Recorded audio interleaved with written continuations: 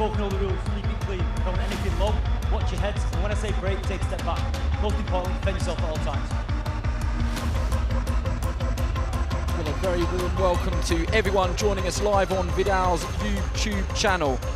The Rilist Viddal Riley in the black and green takes on Ross McGuigan, the first unbeaten fighter seconds out in the career of Viddal Riley. Looking forward to this one, Matthew. Viddal made a good impression so far in the pro ranks, a very well-schooled amateur. And his father this week, Derek, has been saying we're instilling a destruct and destroy Marvin Hagler mentality as both start fast. Already he's landed big shots, right hand right, jabbing the body, looking to chop the right hand over the top. Big shot from Riley. No feeling out process in this one. No, he's upright, McGuigan. He needs to tighten up defensively, getting caught with those overhand rights from Viddal Riley, who's jabbing the body well, bringing the guard down from McGuigan, then looking to loop that right hand over the top. So McGuigan needs to watch out for that. And the stern telling off from Darren Sargentson early, and McGuigan's erratic, he's excited, it's a big stage for him. Yeah, very upright though, chin in the air. I think Viddal jabbing the body, trying to land that right hand over the top. Good left hand to the body from Viddal Riley. McGuigan just forced to hold. This is a torrid start. Fine wine on the back of the 36-year-old waistband. Oh, Riley from the crouch. It was a crunching right hand. Credit to McGuigan on this occasion, he took it well. Yeah, he took it well, but again, when he throws his punches, McGuigan, his chin's in the air, picks up, wide open for the shots coming over the top from Riley. Riley stalking, climbs into a left hand. McGuigan on this occasion just tries to ride it, and he's hanging on for dear life.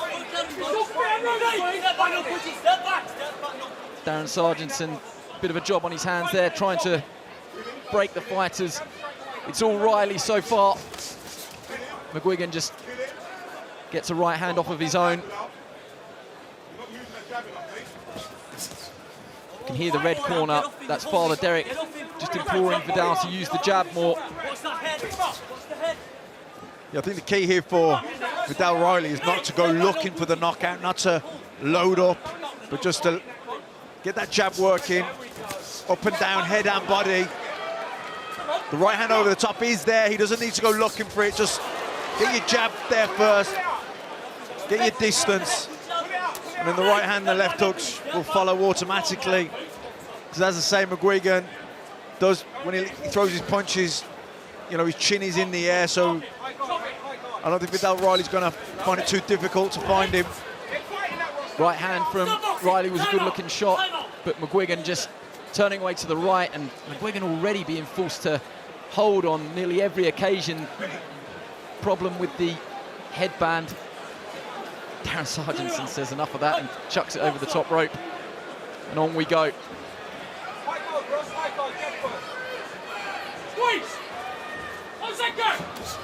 Good jab from Viddal Riley. Yeah, jabbing his way in. That's the right thing to do for Riley. Use your jab, head and body. Cover the distance with your feet. Riley just sways out of a right hand from Viddal Riley. Seconds out, round 2. Second of 6 in the cruiserweight division. Viddal Riley in the black and green. Very good first 3 minutes from him. And as you alluded to in the first round, McGuigan's trying to get his own work away, but every time he does, the chin creeps up. And that is surely a target for Riley.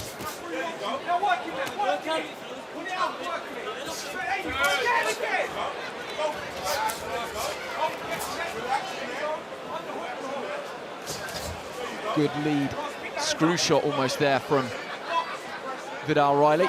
Yeah, that was nice. Just slipped inside the jab from McGuigan and landed that screw shot. Good work from him. McGuigan's unorthodox, and the hands are down by the sides, and it's always a brave approach. You have to have those David Hay and George Groves fast twitch movements. He's ungainly and he's jerky and he's awkward, and I think Viddal's just got to relax, settle down. Don't look for the power shots. They're there. Just set it up behind the jab. Up and down with that jab, head and body. Cover the distance with your feet. The right hand from Riley wasn't far away.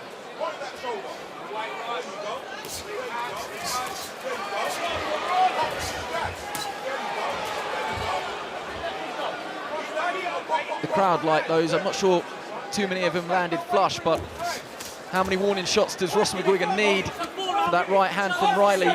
You'd think, law of averages, eventually one of them's going to land on this chin. Yeah, I think the thing here for Viddal, what he's got to guard against is like to try and, doesn't want to start trying too hard, looking for the knockout, loading up. Needs to stay nice and loose. Good jab to the body from Riley, who turns southpaw. The left hook doesn't quite land flush.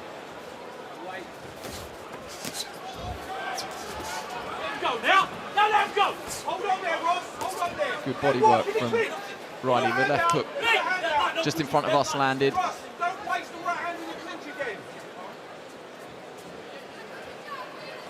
Yeah, I think just aim the double jab right hand at the chest. You know, he's pulling back and he's, like I say, ungainly and he's awkward. He's very jerky as well. Quite novice-y, McGuigan. So I think Viddal just needs to stay composed, stay relaxed, and jab the chest. Come in behind it then.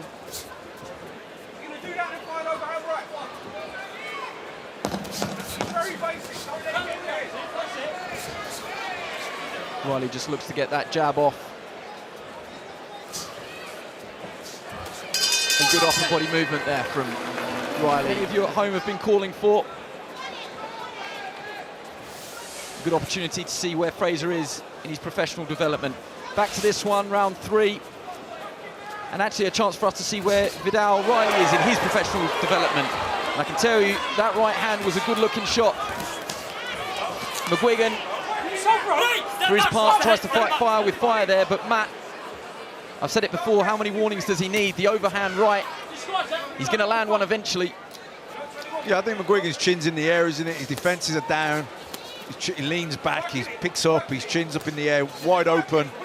Viddal Riley's just got to, I think, focus on the body and then finish his combination upstairs, and the knockout will be there. McGuigan looking to referee Darren Sargentson, but he was looking to hold, and it was Riley who was looking to work. On that occasion, the ref didn't need to get involved. Yeah, I think Viddal just needs to, don't try and force this knockout, it's there. I think he's just got to get his shots off, put his combinations together, you know, start on the body and then work his way up, finish upstairs, but start on the body. The knockout's there, it'll come. There was a nice looking left hook to the body there as McGuigan's back was to the ropes and Riley was intent on working. Not all of those landed, but there was a good left hook in there.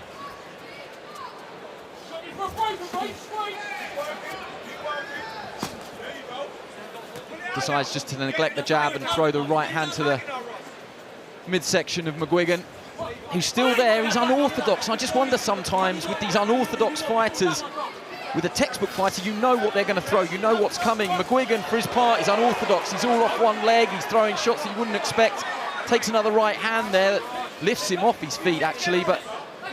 Yeah, he's really awkward, and what happens then is you can start forcing it. You start trying to search for the knockout, look for the one punch, start loading up, and you lose your rhythm, you lose your timing, and you get frustrated with yourself, and that's the biggest thing that Viddal needs to guard against here. That's where he needs to try and get back to basics, get back to the jab, and get some, get some rhythm, get some flow in his work. Start of this attack was a nice jab from Viddal Riley. Good right shots. Down goes McGuigan.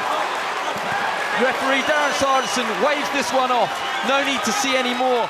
Ladies and gentlemen, referee Darren Sargentson calls a stop to this contest at 2 minutes, 27 seconds of the third round, declaring your winner by TKO and still undefeated, Viddal Riley.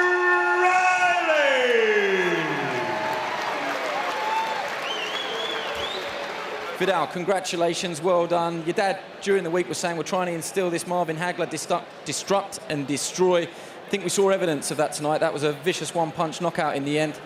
Yeah, like, I know what power I have. I know what skill I have. I know what IQ I have. So now I'm really starting to find out how much I can use those things and how I can use them. That's what my dad helps with, Russ helps with, Leon helps with. And it's just all coming together, and you saw that tonight. I'm glad it wasn't a quick knockout. I'm glad I had to think, and I'm glad you got to see more of me. I always wonder with opponents like that, they can be tricky, they can be ungainly and unorthodox, and how do you approach something like that? Of course, you just want to box textbook and try and stick to your game plan, but it can't be easy. No, we train for it. At the end of the day, if you're going to hit people and put them in danger, you got to expect them to do the moves to survive. So we practice that, and today, of course, I got caught in a few clinches and stuff, but I felt very comfortable. I was working in them, and I could feel I was breaking them clinch by clinch. I know that you're not in a hurry, but you're in a rush. You want titles, that's why you're in this game. How are you now injury-wise? Is there a chance you could get out one more time before the end of the year and look towards title level? There's no injuries. I want to be out December, and I want titles next year. Not to put names out there, but you look at Southern Area level, you look at English title level. Either of those, are they an option?